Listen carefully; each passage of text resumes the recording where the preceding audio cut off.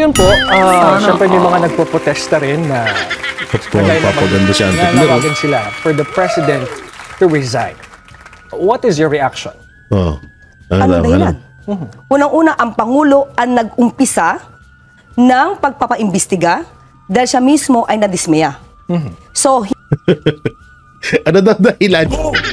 Ay, ano daw dahilan natin? Bakit gusto daw natin iparesign si Marcos Jr.? Eh, siya daw nagsiwalat. Putangina, unang-una, ang nagsiwalat ng problema sa mga project ay si Pangulong Duterte. Na itinanggi nga yan ni Marcos Jr. Diba? She's lying. She's lying. Diba natatandaan niyo yung video ni Marcos Jr. na she's lying, she's lying? Na sinabi niya pa nga na presidente siya, alam niya yan. O ngayon, sasabihin mo si Marcos Jr. Tsaka ito unang-una, si presidente siya. Bakit hindi niya alam na ninanakawan na pala yung departamento niya? Buplak! Ganun yun. Sa bagay, o nga pala, nakakalimutan ko. Ano pa ba iisipin natin dito kay Auntie Claire? Tuta nga pala to ni Marcos. Pero binabanatan niya si Romualdez, in fairness hindi naman mabubuksan ang ganitong klaseng pag-iimbestiga kung hindi ang Pangulo ang nagsabi.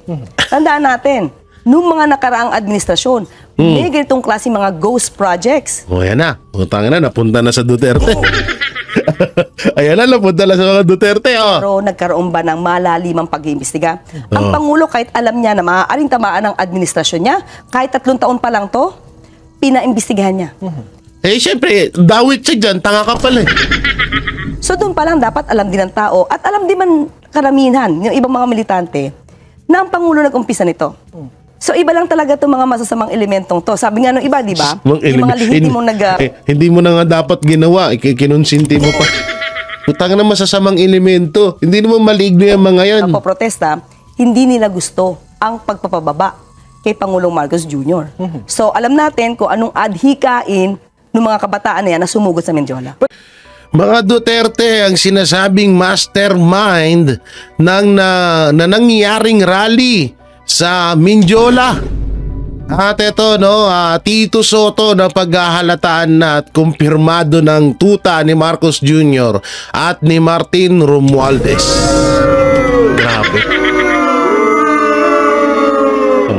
So ngayon nga may isang video tayo na panood na kung saan alam niyo sa tutusin pwede itong kasuhan ni Vice President Sara Duterte kasi pinagbibintangan siya na mastermind sa nangyaring rally sa Mendiola, yung mga nanggulo daw.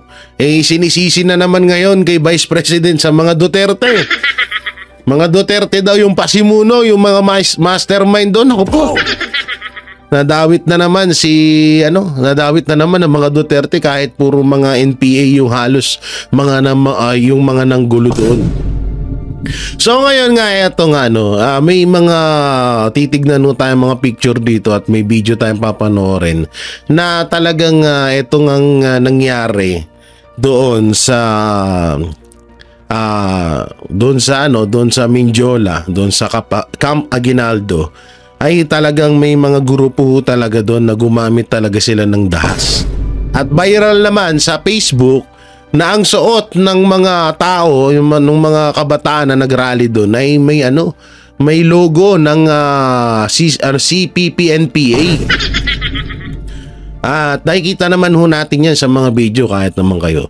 So ako, magkukwento lang ako ng karanasan ko doon kasi bago kasi ako sobrang fake news po itong balita na Duterte ang nagpasimuno at ang nag-uutos ng rally doon na para lumaban ng mga kabataan sa mga kapulisan na isang malaking fake news po yan. Dahil bago po ako nagtanggal ng aking helmet at ng aking maskara or tinatawag na balaklava para hindi rin naman din ako makilala ng mga kalaban natin dyan. Sa tutusin may hinahanap ako dun yung mga vlogger kaso wala hindi ko nakita yung mga vlogger ni Marcos dun sayang. Pero may hinahanap ako dun 4 na vlogger pero hindi ko nakita. Bagay soon mangyayari na yan. So yun na Habang umikot po ako doon, pumunta muna ako sa kuta, no, ng mga, kasi ay iba't iba yun nandun eh. Lalo na yung mga kung saan nag-speech si Vice Ganda, puro halos mga dilawan ng mga nandun, yung mga makakaliwa. Or yung mga pinklawan na ayaw sa Marcos resign. No, ayaw nila sa Marcos resign, kundi VP Sara Duterte ang pinagre-resign nila. So pumunta muna ako doon, nakichismis muna ako at doon ko nga nakita na meron talagang na hindi ko na lang binidyo kasi mahirap na.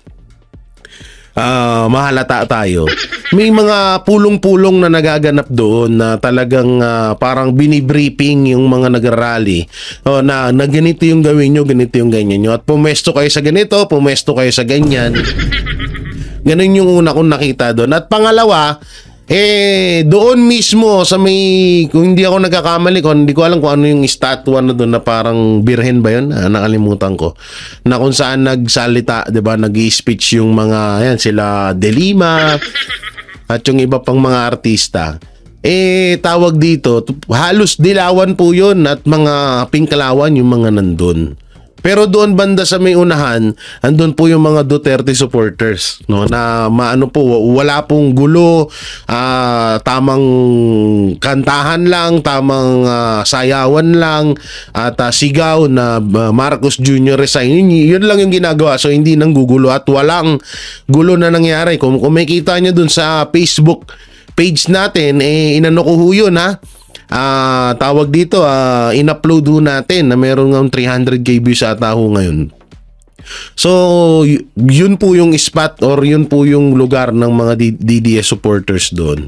Ang nangyayari ho kasi doon, etong mga ang tunay talaga na nag-impluwensya sa ibang mga kabataan na para manggulo ay yung yung mga makakaliwa.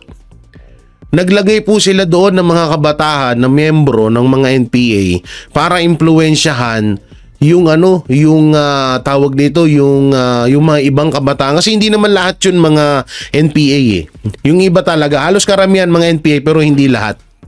So yung mga nadamay doon na walang kamuwang-muwang, na inudyukan nila na tara, sugurin natin mga po yun, mga pangkaraniwang kabataan lang. Pero yun ang uudyok na sugurin at batuhin ng mga pulis, yun po yung mga alagad ng mga makakaliwa. At kitang-kita naman ho dun sa video, di ba? Kung saan may kita natin yung logo sa damit nila ay may tatak ng makakaliwa, ng tatak ng NPA. So yun yung kaganapan yan. Talagang sinet up po talaga na guluhin yung rally. At ngayon, alam naman na natin na bakit nila ginulo. Yun nga, para ibintang na naman sa mga Duterte. At ayan nga, hindi nga tayo nagkamali. May isang video rito na maya-maya papanoorin natin. Tawag dito, sadyang minumungkahin na talaga nila or idinidiin nila, pinupush nila na mga Duterte daw ang may pakananong gulo na yon. Mga Duterte supporters, samantalang kami na nandoon, tahimik-tahimik namin. Tamang sayawan, kantahan lamang kami. Tapos yung gulo doon na nangyari, yung batuhan at may mga namatay pa nga at may mga nabaril ang mga kapulisan natin doon, sinisisi sa mga Duterte na naman. Sa totoo lang, ito po nga yun, asan na yung video na yun? Hanapin lang natin yung video na yun. Ito, pakinggan nyo ho dito yung sinabi ng isa sa mga kuto, isa sa mga garapata ni Marcos na walang iba kundi si Auntie Claire. Tingnan niyo po yung niya rito. Pakinggan niyo po yung sasabihin niya rito. Tingnan mo. Kausapin natin si Palace Press Officer Undersecretary Claire Castro. Maraming salamat po, Yusek Castro, for joining. Utang na mukha ni Auntie Claire, parang lumulunok ng burat eh. Babae ba to? Di babae ba to si Auntie Claire? Ano siya ata, bisexual? Baka, hindi ko lang alam hindi ko kasi masyadong yung background nito, pero ano siya, bisexual. Kasi may Adam Sapul 'di ba? May Adam Sapul siya. Church, at good evening po sa lahat ng mga nanonood sa ating programa ngayon. Simulan na po natin itong usapan natin kasi ang nabanggit niyo po is planado ang pag-atake sa Malacanang. How come? Ayan. Ako, sarili kong perception nito. Kasi bakit? Bilang lawyer na rin, unang-una, bakit may Molotov bomb? Bakit may na-confiscate? According to Sec. John Vic, may mga May Molotov bomb. Sige. Molotov bomb. At ang dami-daming tipak na bato. Kung ikaw ay magagawin doon, di ka naman magdadala ng ganong karaming bato. Puta na, kahit saan ka pumunta sa Pilipinas, maraming bato. Diraulo. Alam mo naman ngayon, kahit saan ka pumunta, ginagawa yung kalsada. Sa gilid-gilid, anong posibleng kabubuhan mo? At kayo, mga kabataan, ano ang purpose? Ayan nakikita mo ba yan yung parang saan yan? Yeah. Ayan nakikita mo ba yung may mga green na yan? Sa loob niya, puro bato dyan, siraulo. Bakit sa Mendiola? So, alam mo agad kung ano yung motibo. Samantalang yung mga may lehitimo na adhikain na Tanga talaga. Puta. tapusin ang korupsyon, nasa ibang lugar eh. Uy, At hindi sila nananawagan ng BBM resign. ano? So, alam mo kung ano yung nais ng mga taong ito. And the motive is based on your assessment. Yes, sa aking assessment, ang motibo nito is pabaksakin ng gobyerno, Uy. paalis ang Pangulo sa pwesto. And Yun naman talaga ang panawagan. Totoo naman yun. Yung talaga panawagan na paalisin si Marcos. Pero huwag kang manisi. Putangin na, halos mga makakaliwa yun nandyan. is this something na pinaghandaan ng palasyo? This possibility, given that the president stayed, hindi siya nagpunta sa Amerika to attend UNGA, UNGA. So, can you tell us, ano ba? Okay, ang una-una kasi dito, ang gusto ng Pangulo is madinig ko anong sentimiento. Yung lehitimong sentimiento ng mga magpoprotesta. Okay. Pero sabi nga natin, pakikinggan kayo ng Pangulo, magsalita kayo at karapatan nyo po na magsalita at ipahayag sa taong bayan at sa mga maaaring involved sa mga anomalyang flood control projects kung ano yung nararamdaman nyo, yung galit nyo. At sabi nga niya, kung hindi nga siya presidente, siya man ay nandiyan sa kalsada upang ipakita yung galit. Putangin na sa kanya nga nagmumula yun Kagaguhan nyo Sino mo pumipirma ng budget? Di ba si Marcos? Tapos sasabihin kung di siya presidente, nandyan siya. Sino kakalabanin niya? Sarili niya. Pero with this, sabi nga natin, ang nais lamang ng Pangulo is sumunod sa batas. So Uy. nakita natin, itong mga sinasabi mga kapatid. Sumunod sa batas yung pagdakip niya kay PRRD, wala nga sa batas yun, tanga. Boplak. Na to, mukhang nagamit. The way I see it, mukhang nagamit dahil yun naman yung panawagan ng iba Nagamit nino, Nagamit na may mga masasamang intensyon. who happens to be I cannot say that. Diba, sino ba yung gustong umupo bilang Pangulo? So I cannot judge. So ibig sabihin, si Martin Romualdez, ganon. Ay nako, Ante Claire, ba't mo nilalaglag si Pinsan? Yari ka niyan sa bus mo, nilalaglag mo si Pinsan.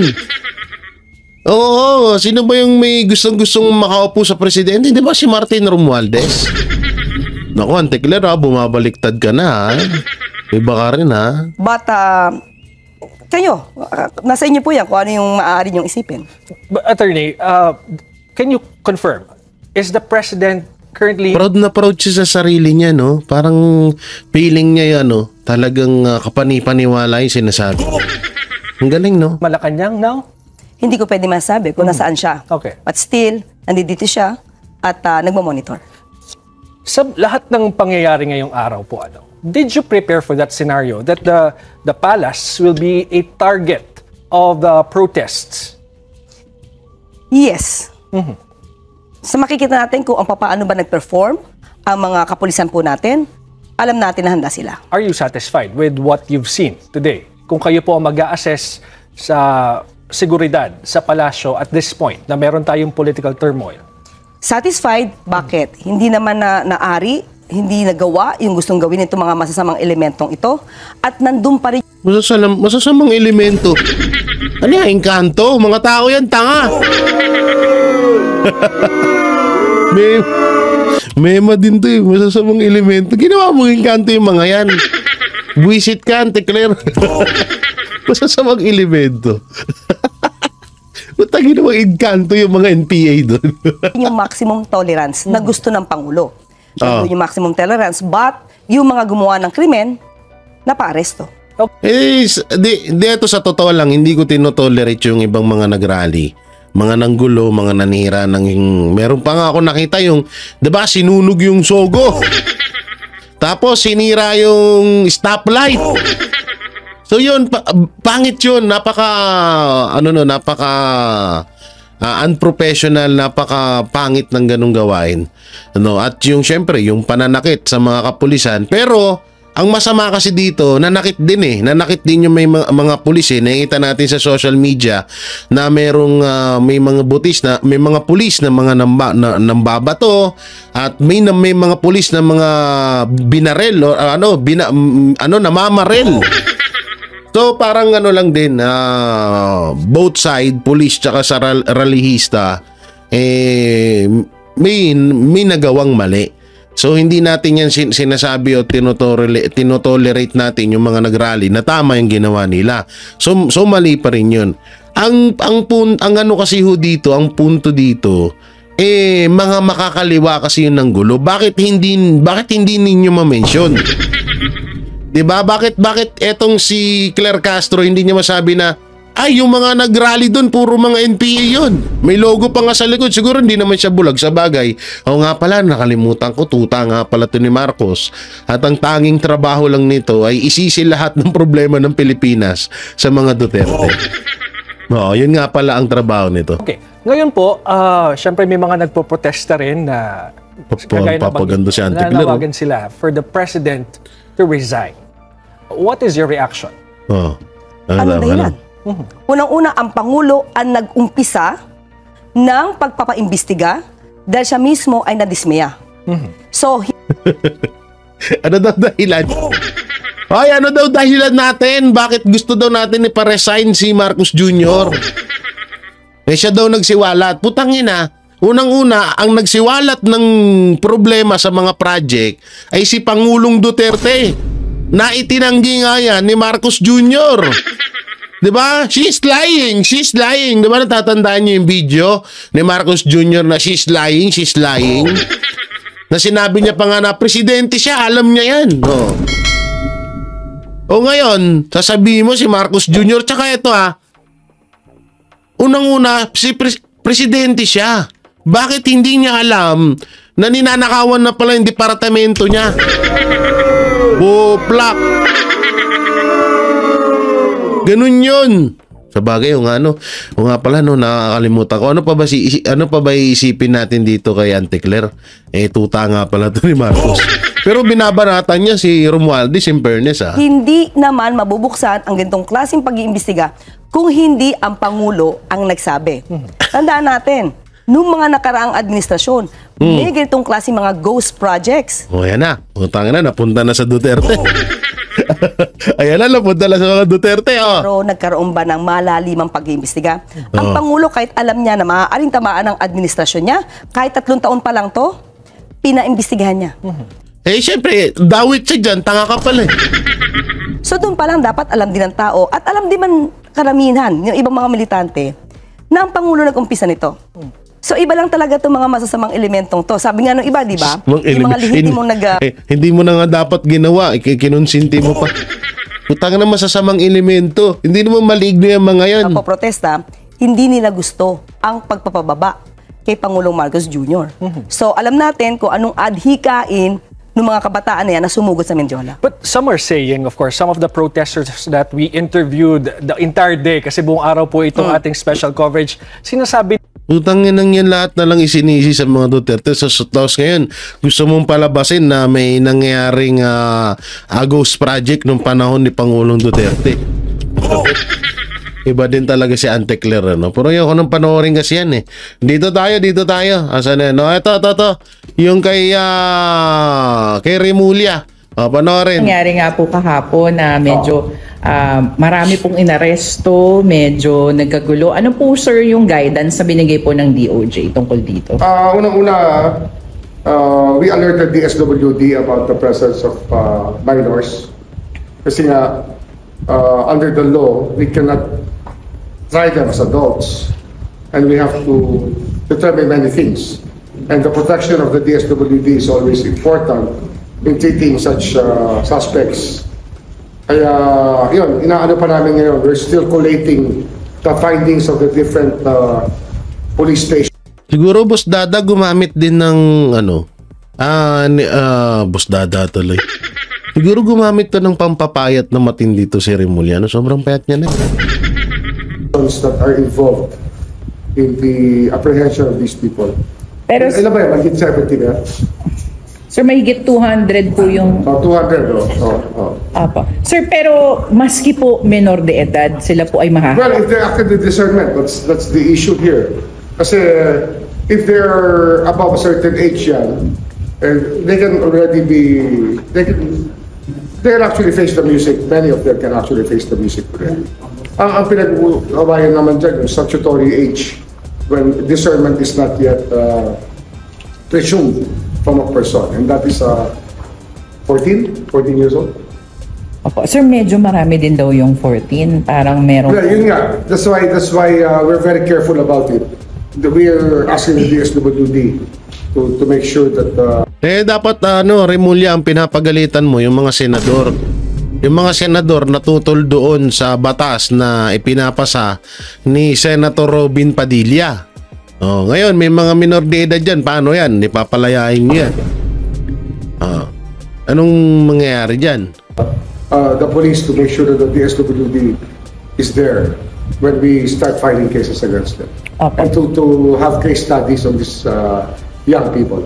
Opo. Sir, ano po yung mensahe niyo po dun sa mga magulang? Kasi malaki din po yung factor nila dito. Ano ko yan kailangan bigyan ng guidance ng mga anak nyo na hindi ko basta-bastang mananakit tayo ng alagad ng batas, maninira tayo ng property ng gobyerno, at masama tayo sa ganitong mga gawain na hindi ka nais-nais at hindi mabuti sa ating lipunan. Kaya sana pangalagaan ng mga magulang at gawan na lang ng make it their personal responsibility to educate their children also on these values. Sir, nalaman na ba if they were acting individually or as a group or meron? Meron kaming trace na thread sa social media. Yan na. We're asking some of our people to trace the threads in social media. Kasi meron silang identified na thread that involved the wearing of black t-shirts and the wearing of masks and other things that... So dito, ang tinuturo ni Remulla, may itong parang influencer. Doon sa interview ko ni Auntie Claire, mga Duterte. Sino pa paniwalaan namin sa inyo, mga putang ina nyo? that coincided with the behavior of these young people. Okay. Threads sa social media. Social media. Opo. Sir, Baka madamay kami dyan, ha? Pumunta kami doon, ha? Ayos-ayos ng pinunta namin doon, ha? May taong nasa likod or Well, we're looking at that politiko? also. We're looking at that. Alam mo naman, yung ganito kasi, very similar yung nangyari sa Nepal. Ganyan. Mga kabataan ng hinimok. At nagkaroon sila ng ganyang klaseng pagkilos. Kaya doon tayo. So ibig sabihin, natatakot din pala kayo. Pasalamat kayo, hindi tumuloy. Pinag-iingatan natin. Sir, si Mayor Isko is saying na meron daw silang nakikitang isang dating politiko, isang abogado, isang Filipino-Chinese. Ito po ba ay iniimbestigahan na? Meron po sino ba kaya kayo yan? sa tungkol dito? Kasi we had people in the field at that time. May mga tao kami sa field, of course undercover, observing everything. Kaya pag-aralan natin ang gusto. Kasi when we're talking about minors, siyempre may protection ng state yan eh. They're considered rights of the state. Ayaw natin silang i-treat as hardened people kagad. Dapat bigyan muna ng pag-unawa ang sitwasyon bago tayo mag-proceed with the cases against them. Uy! Sir, before po ba nung mga rally, meron na tayong naririnig, may impormasyon po ba tayo, intel about yung ganito pong klaseng mga manggulo? Ano yan, we were looking at yung Indonesia sa Indonesia at sa Nepal.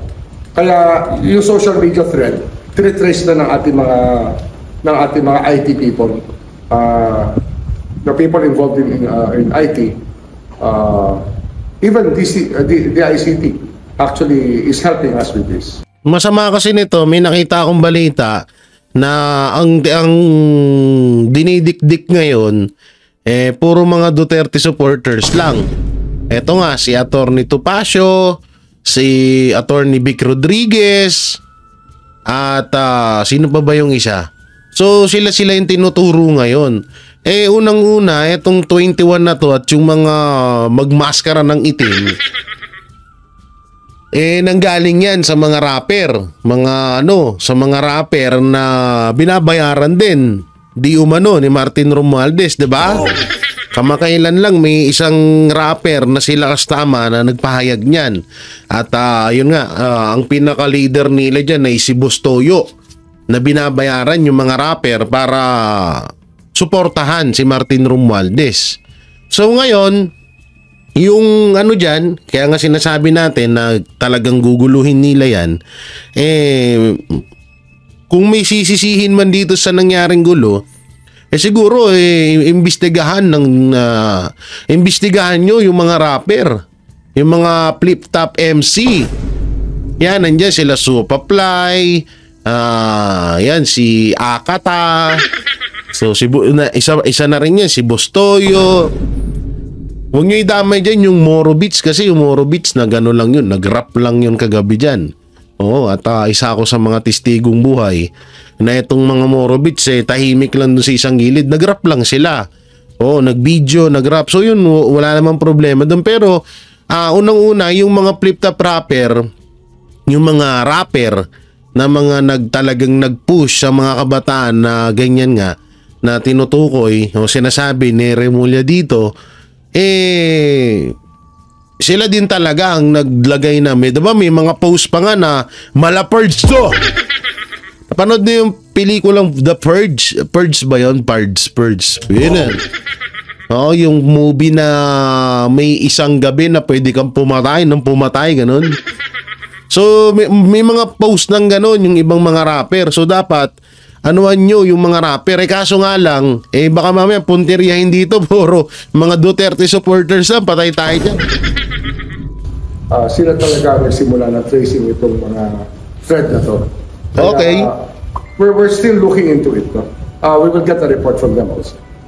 At this point ba, sir, masasabing kumbaga may legitimate na protest na sila na from within, or parang mas nautsukan ba We sila? don't mind the protest.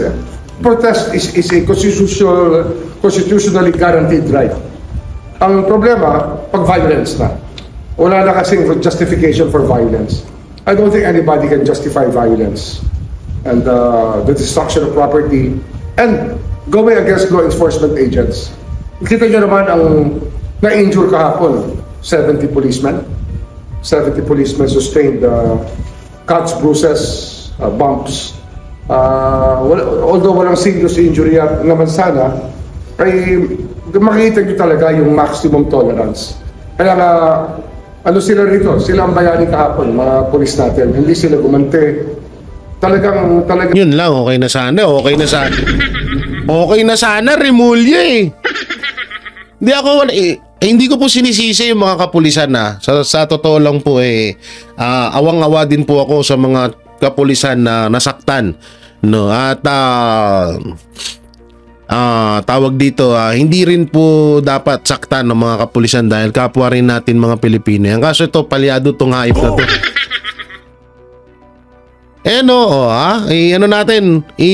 Ulitin natin sinabi niya.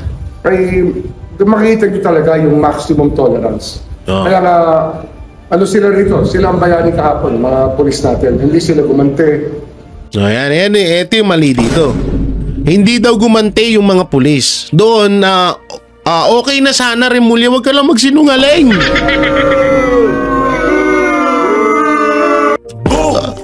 No, wag ka na magsinungaling. Ang daming video na meron pa nga yung bata, yung nabagok. Meron yung lalaking kalbo na pinagpapalo sa ulo ng yantok.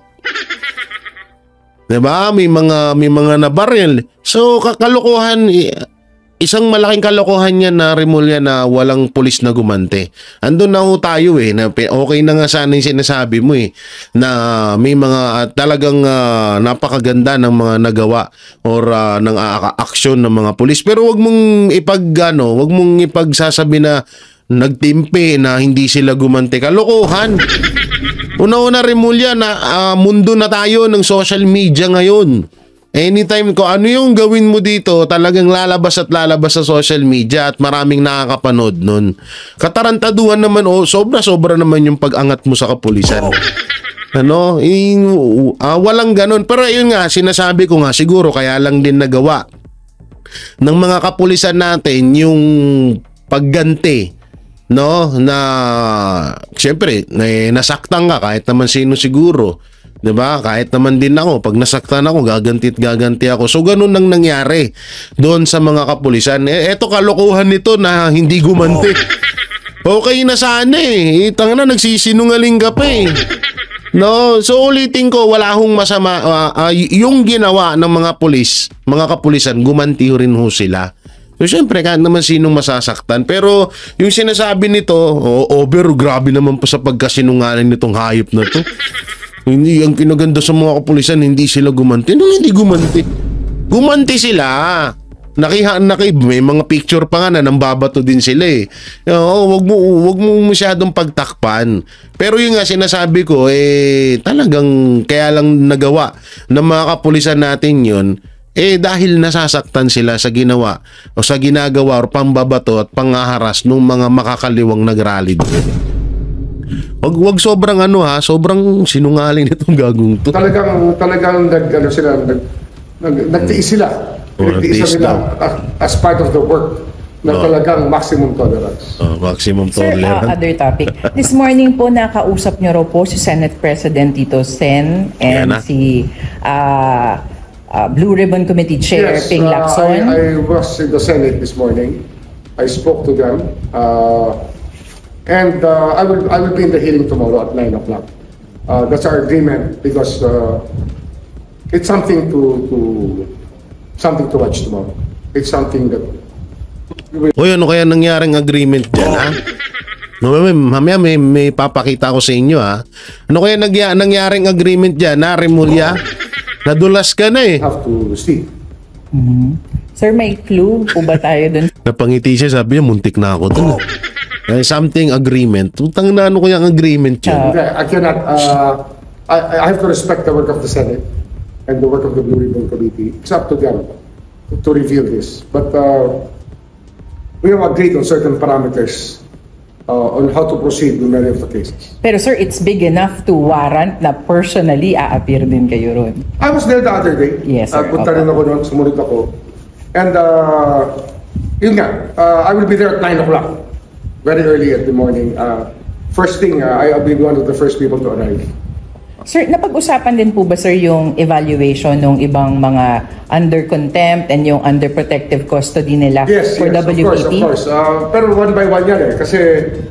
So ano kaya talaga yung ano kaya yung napagkasunduan ni Remulla, Ping Lacson at Soto? Kasi ngayon, eto nga, katulad nitong papakita ko sa inyo. Dito muna tayo sa balita kay sa interview kay Soto bago natin pakita yung picture. Ito muna. Dito tignan natin kung ano yung pinagkaiba ng sinabi ni Remulla at ni Soto dito. Sir, game, ano sabi ng ICI, sir? Galing niya naman. Sabi ng ICI? Maganda naman yung usapan namin. I was able to brief them on how the procedures are done in the Senate, from the NIP to the GAB, House GAB, and into the Senate GAB, and the bicameral conference committee procedures. Ayun,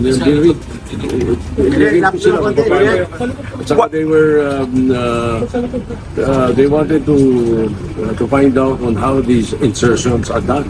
So I explained to them how it's done. Sometimes there are individual amendments, institutional amendments, insertions, but pinakamasama sa lahat pagka mayroong insertion sa BICAM. Anong reaction nila, sir?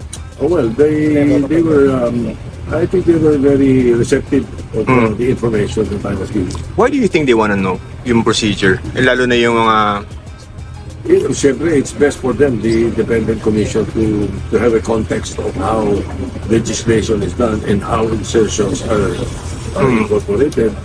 Illegal insertions. Diba? When you say illegal, paano illegal? Illegal, pag tapos na ang third reading, masabay ka, magsisingit ka. Ito yung mga small Illegal insertions. Tapos, di ba sir, may small committee pa nga kahit after Yung small BICAM na tinatawag, so yun. illegal. Hindi, ginagawa nila usually yun dahil mahirap yung masyadong maraming member ng BICAM kung ang pag-uusapan na may mga 3 or 4 points. No? So talagang nagkagawa talaga usually ng small BICAM. Pero kailangan, ang lumalabas doon sa small BICAM ay approve nung regular BICAM, bigger BICAM, at saka maliwanag, at saka ika nga yung transparent. Opo. Yun ang gagawin natin dito sa 2026 budget para hindi mangyari ang ganyan at hindi ma-question yan. We will make sure that if ever there is a necessity for a smaller BICAM because of minor issues, marami na pa, we will still make it open to the public, live streaming open. Pero sir, would you say that the ICI was particularly interested dun sa procedure ng small committee? Yes. There were questions on that. Like what? Like what did I ask? Hindi ko matandaan lahat ng mga question nila. Saka, sometimes meron kami mga pinag-usapan na off the record. Yes. It's on record there. It's recorded. Pero I don't think I'm authorized to share to the public. Sir, will they be able to get kaya yung minutes nung small committee? Kasi di ba yun yung problem sa, hindi tayo makakuha. Yung tinanong nila sa akin sabi ko susubukan ko. Hiningi? On the part of the Senate, yes. SP, dahil ito, Senate, susubukan ko, sabi ko. yung insertion yung tinatanong sa inyo ng ICI, ibig bang sabihin ito yung direction na tinutumbok nila na doon sa investigation nila doon sa mga flood control projects na to? Ang tingin ko, overall Ang tinitingnan nila overall It's not confined to just particular. Tinitingnan nila kung paano nag-culminate into this huge amount of insertions na napunta sa flood control, na napunta sa ghost project. We're looking at that. Saka hindi lang naman sa 2025, sir, no? So, yeah. It's already happening. So how would you describe years ago? Yan na, lumaki. How would you describe the temperament of the members in terms of maybe going to the root? Paano, sir? I think they're trying their best to get into the root of the matter and very inquisitive. Yeah. Bakit? Paano, sir? Hindi, maraming tanong. Mabubusisi. All 3 commissioners, especially the chairperson. Yeah. Sir, you always willing to cooperate with the ICA? Of course, I promised them that. In my parting words with them, I told them that the Senate will be very cooperative under my leadership. We will submit everything that will be uncovered by the Blue Ribbon Committee to them. Everything, all the evidences and all the statements that will be made, witnesses, we will be sharing it with them. Pero ang katakataka dito, bakit parang iwas na iwas talaga ma-mention ni Tito Soto si Martin Romualdez at Saldico? Di ba sinabi na ni Congressman Tiangco na ang nandoon sa small BICAM or small community na sinasabi nila bago ma-aprobahan yung mga budget ay si Saldico at Martin Romualdez, isa na sa mga nandun.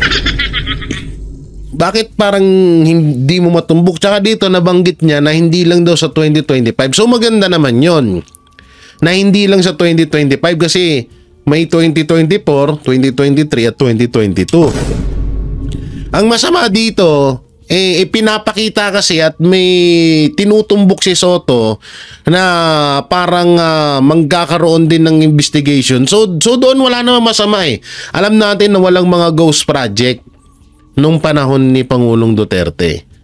Pero ang pinaka malupit dito, malilihis na naman Dapat ang mangyari dito, panagutin mo muna yung involved sa 2025 national budget, na 2025 issue sa flood control budget bago ka sana lumaktaw doon. Kasi ang mangyayari dito, ang nakikita kong mangyayari dito, katulad niya, nagkausap pa sila ni Remulla. Lagot na. So, ang mangyayari dito, ang malamang sa mangyayari dito, malilihis na naman yung issue. Mapupunta na naman doon sa panahon ni Pangulong Duterte, yung flood control issue.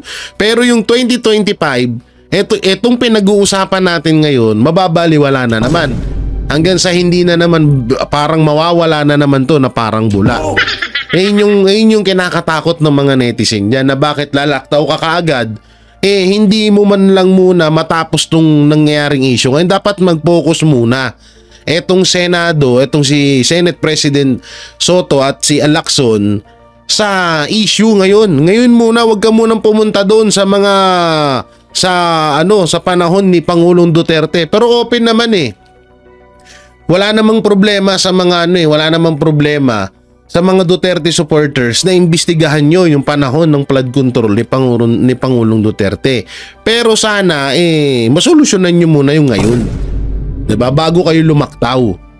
Maganda muna sana maipakulong nyo si Martin Romualdez at si Saldico.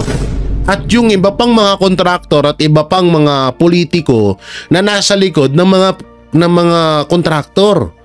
Yun po yung kagustuhan ng ibang mga Pilipino.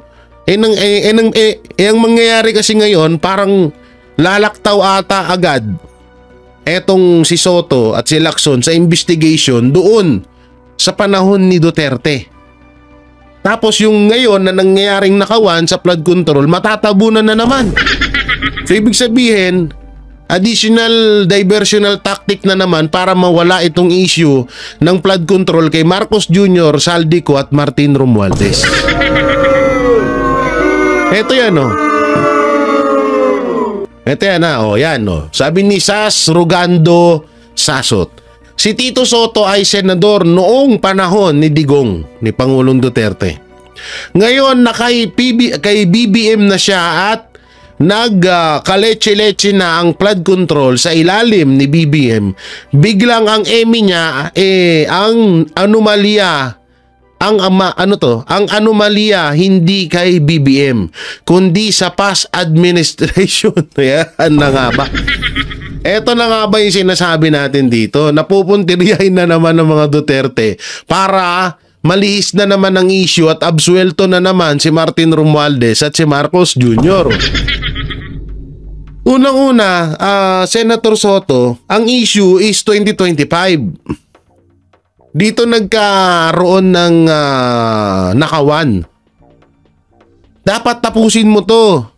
Hindi yung pupunta ka kaagad sa anak ng teteng, hindi yung pupunta ka kaagad sa panahon ni Pangulong Duterte. Tsaka ito tingnan mo naman katangahan to. Paano mo isisisi yung 2025 national budget, 2025 budget ng flood control, hindi naman si Pangulong Duterte ang presidente niyan. Saan ka nakakuha ng Saan ka nakakuha ng ebidensya mo na si Pangulong Duterte ang may ang administrasyon ni Pangulong Duterte ang involved dito sa flood control? Wala na talaga, Sayang ka, Soto. Alam mo, nanginayang talaga ako. Alam mo naman na ako, TBJ defender ako, pero sa mga ganitong sa ganitong larangan ni Tito Soto, hindi mo ako mapapakampi sa'yo. Eto, basahin pa natin Senador ka noon, kayo ni Lacson, kung may anomalya noon, bakit hindi nyo inimbestigahan? Correct! Totoo yan. Ba't hindi nyo inimbestigahan nung panahon nyo? Yung panahon ni Pangulong Duterte, kayo yung mga senador. Diba? Bakit ngayon iyang pinapangalanan si Martin Romualdez biglang bato sa nakaraan na wala namang kayong ginawa noon? Grabe, wala na talaga to. Kaya pala talagang nagtulong-tulong sila na matanggal si Chis Escudero bilang Senate President at mapalitan si Marcoleta bilang chairman sa Blue Ribbon para nga naman etong issue ng flood control ay mailihis sa panahon ni Pangulong Duterte. So sa madaling salita, totoo nga yung sinasabi sa'yo, Tito Soto at Lacson, natuta ka nga ni Martin Romualdez. Sorry pero ayon yan na tayo kumuha lang naman tayo ng sa mga netizen, no? Ayan yung mga nababasa natin sa comment section. So grabe, no? Ngayon kaya pala hindi kaya nagtataka ako bakit sa dinami-daming sa dinami-daming hearing na nangyari, hindi nila matumbok-tumbok si Martin Romualdez at si BBM. Tapos ito pa pinakamalupit niyan. Babase kayo sa panahon ni Pangulong Duterte na siya yung presidente. Ito nga napakalinaw, si Marcos Jr. yung presidente, ba't hindi nyo madiin? Di ba? Napakasimple lang, ba't hindi nyo madiin? So, alam na this, no? Mga banateros, mga kabiyaya, etong galawan ng mga to, wala tayo hasahan talaga. Hawak nilang Senado Ang galing ng din sa totoo napapabilib din ako ng administrasyon kasi talagang alam na natin ngayon kung saan nila ginagamit yung 4.5 billion na confidential pa ng Office of the President. Para lang lahat ng issue sa Pilipinas ay divert sa mga Duterte. Diba? Yung sa missing sa Bungero, muntik na yun Tangina lahat na lang no? So yun, nangihinayang lang ako kay Tito Soto kasi nga isa tayo sa nagtanggol dyan at talagang sinasabi pa natin nung panahon ng eleksyon na gusto kong iboto at okay, pero ngayon talagang sobrang nakakapangsisi talaga. Sobrang nakakapangsisi na ibinoto. Tangina, pangalawang beses na ako nabudol Nakakapangsisi, no? So wala na tayong magagawa. Nakahalal na yan. Ay, grabe. Hindi natin nakalain. Ganun talaga. Siguro baka dahil din sa dahil may kapalit or hindi natin alam. Makamalay natin baka matanggal yung kanilang show pag hindi niya sinunod si Marcos tsaka si Romualdez.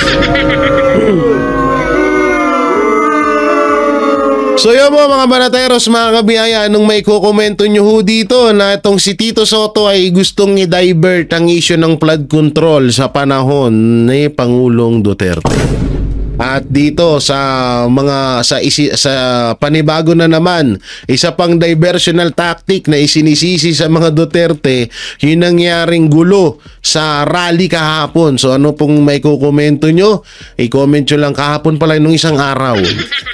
Ano pong may komento nyo rito, i-comment nyo lang po dyan sa baba at ating babasahin yan. At syempre, don't forget to like, share, comment, and subscribe sa ating YouTube channel. Pindot na lang din po yung bell button para lagi kayong updated sa ating mga video araw-araw. So maraming salamat. Ingat po kayo palagi. God bless and peace and bye.